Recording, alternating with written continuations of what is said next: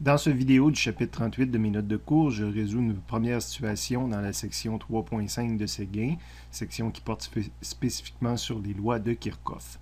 On va résoudre la situation 1 intitulée « Un circuit à une maille » dont on peut prendre connaissance à la page 245 de Séguin. Après une première lecture, en deuxième lecture, on va identifier nos données. Donc, on rencontre des forces électromotrices de différentes piles. Donc, la première pile à 5 volts, la deuxième pile à 17 volts, et on mentionne la troisième pile à 12 volts. Évidemment, 3 piles, il faudra que je les différencie, donc E1, E2, E3. De toute façon, comme illustré sur le dessin fourni avec la situation. On me donne les valeurs des résistances qui constituent le circuit électrique, donc deux résistances, une de 8 ohms et une de 4 ohms, donc deux résistances différentes. Je les baptise de façon différente. J'utilise les noms tels qu'ils étaient montrés dans Séguin.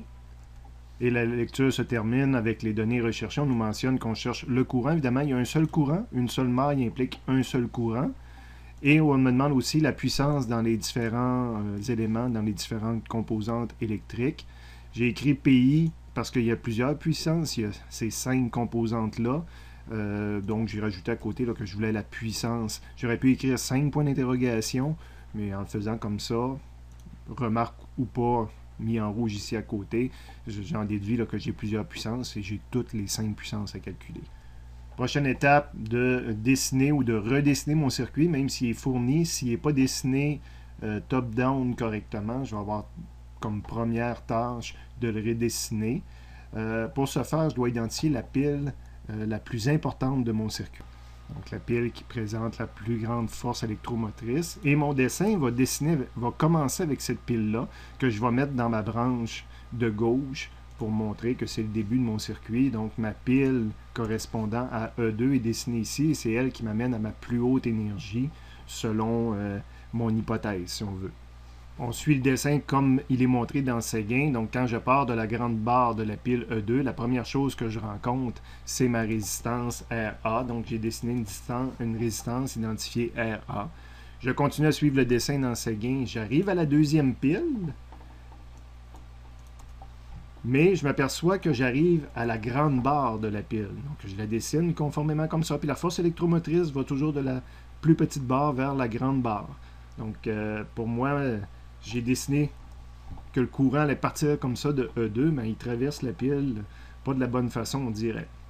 Après avoir passé à travers la pile 1, quand on suit le dessin dans Séguin, on passe à travers la pile 3, et cette fois-ci, je rencontre la petite barre avant la grande barre. Fait que j'ai dessiné ma pile comme ça pour être conforme. Puis évidemment, la force électromotrice est dans ce sens-là. Fait qu'elle va venir additionner sa contribution à E2 si on veut. Et après avoir passé dans la pile, j'arrive dans la deuxième résistance, RB, et je termine mon circuit en revenant à E2. Donc j'ai redessiné mon circuit d'une façon que j'aime les voir, mais c'est exactement le même circuit que dessiné dans le livre de Séguin. Mais il faut s'habituer à refaire ce genre de dessin-là, ça simplifie beaucoup l'analyse. Prochaine étape, trouver les lois de physique que je vais utiliser. Donc, point d'interrogation, je cherche un courant dans un premier temps.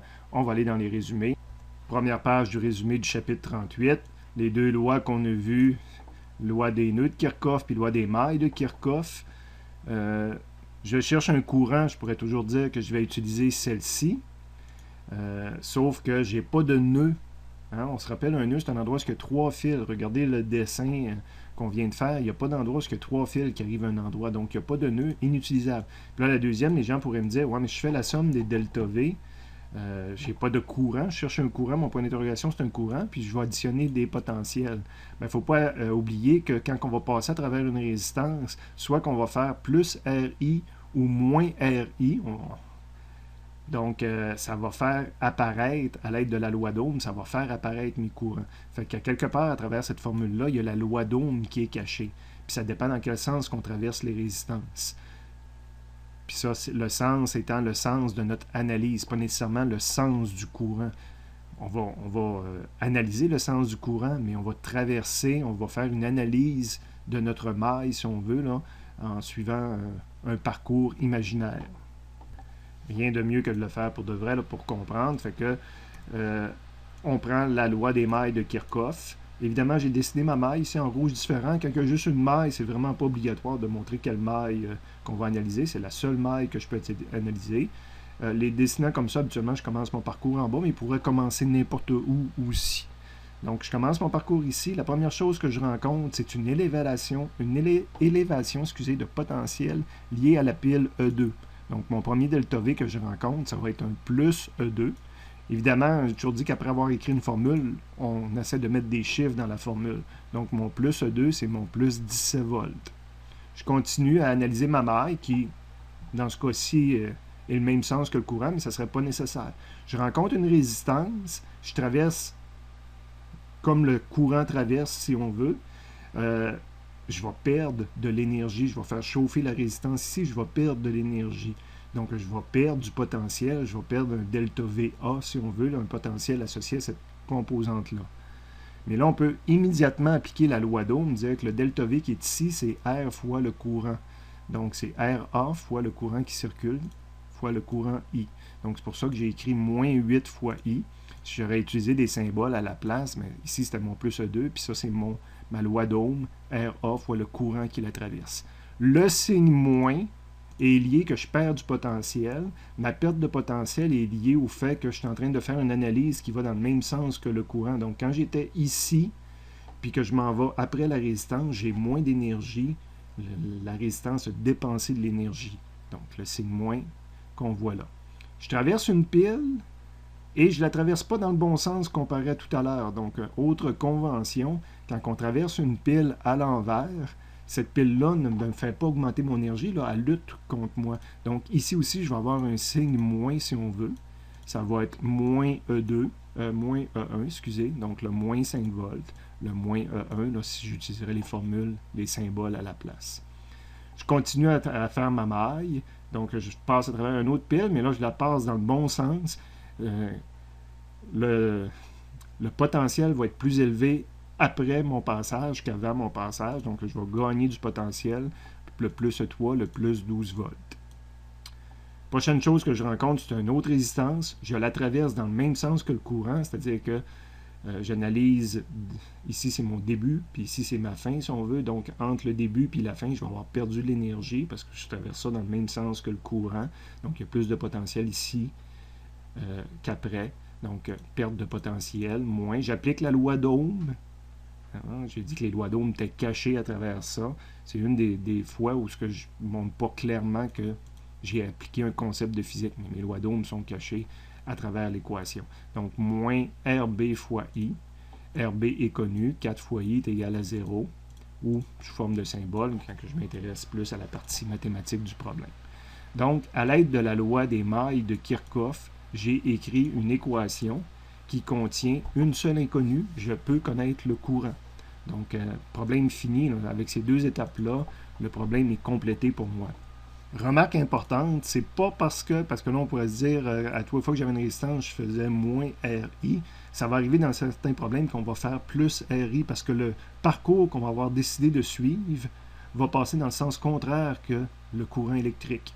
Donc, dans ce cas-ci, si jamais j'inverserais mon parcours, mon pointillé, puis que je passerais de cette façon-là à travers la résistance, bien, ça, c'est le début de mon parcours, puis ça, c'est la fin de cette partie-là du parcours. Bien, ici, j'ai moins d'énergie qu'à la fin, je gagne de l'énergie en passant à travers la résistance. Pourtant, le courant circule dans l'autre sens. C'est deux concepts séparés. Ma maille que j'étudie, que j'analyse, puis le courant qui la traverse. C'est deux concepts différents. Autre remarque importante, je le rappelle, je l'ai dit tout à l'heure, ben, il y a une loi de physique ici qui est cachée, qui est la loi de Ohm, delta V est égal à RI. Okay? C'est une des seules fois où je ne présente pas clairement mon concept de physique. C'est tellement une loi fondamentale de l'électricité que je la laisse cachée. C'est un peu aussi comme une des lois les plus fondamentales de mécanique. Fg est égal à mg. Je permettais des fois qu'on écrive directement mg sans écrire une autre ligne pour aller dire qu'il y a une loi qui dit que Fg est égal à mg. Premier point d'interrogation réglé. Deuxième point d'interrogation, les puissances. Ben, les puissances, c'est pas quelque chose dans le chapitre 38, c'est quelque chose dans des formules du chapitre 37. Donc, on va fouiller dans les résumés du chapitre 37.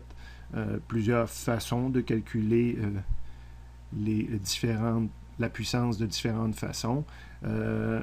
J'ai choisi de la calculer à l'aide, pour les piles, à l'aide de delta V fois I, parce qu'on connaît les delta V, puis on connaît le courant de l'équation précédente. Donc, j'ai choisi de les calculer à l'aide de delta V fois I. Donc, je l'applique à la première pile.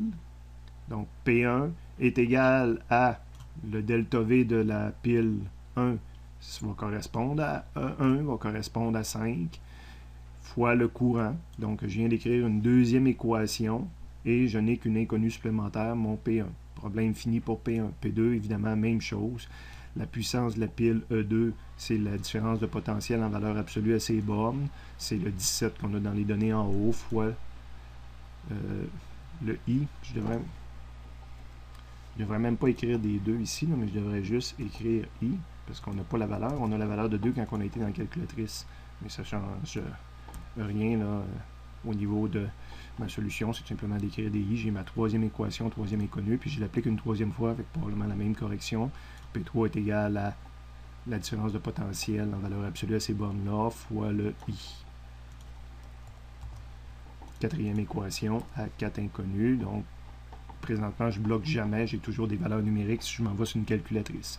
Il me reste 2 puissances à calculer à travers les résistances. Je connais le courant de la première équation.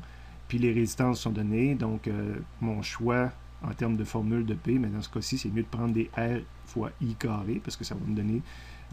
ça va me permettre de le faire avec des choses qui sont toutes connues présentement. Donc, la puissance dans la résistance A, c'est RA, 8, fois I au carré. Encore une fois, je devrais toujours écrire des I au lieu du 2, parce que je ne connais pas la valeur comme telle.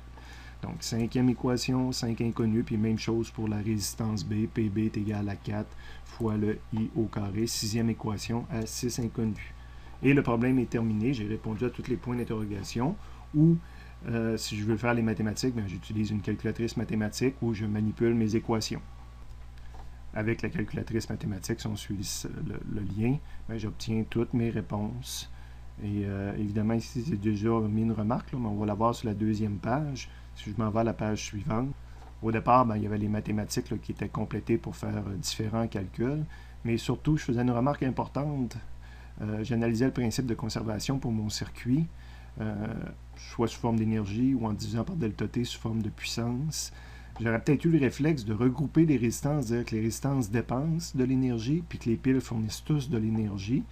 Quand on fait ça, avec les valeurs numériques, si on a obtenu les valeurs numériques, quand les deux puissances de résistance me donnent 48 au total, puis les puissances des piles me donnent 68 au total, et mon principe n'est pas vérifié. Ce qu'il faut comprendre dans le problème, étant donné que j'avais une pile que je traversais en sens inverse, il y avait un comportement différent pour la pile 1. Elle ne contribue pas à fournir de l'énergie au circuit, si on veut. Elle en dépense de l'énergie, elle se charge, donc elle utilise l'énergie fournie par les deux piles pour se charger. Donc au niveau des puissances dépensées, j'ai mes deux résistances, mais je devrais mettre aussi ma pile 1, la puissance qu'on a obtenue si on a fait les calculs numériques, puis les deux autres piles, les autres fournissent de l'énergie, puis là ça balance 58 égale 58. Donc remarque intéressante et importante.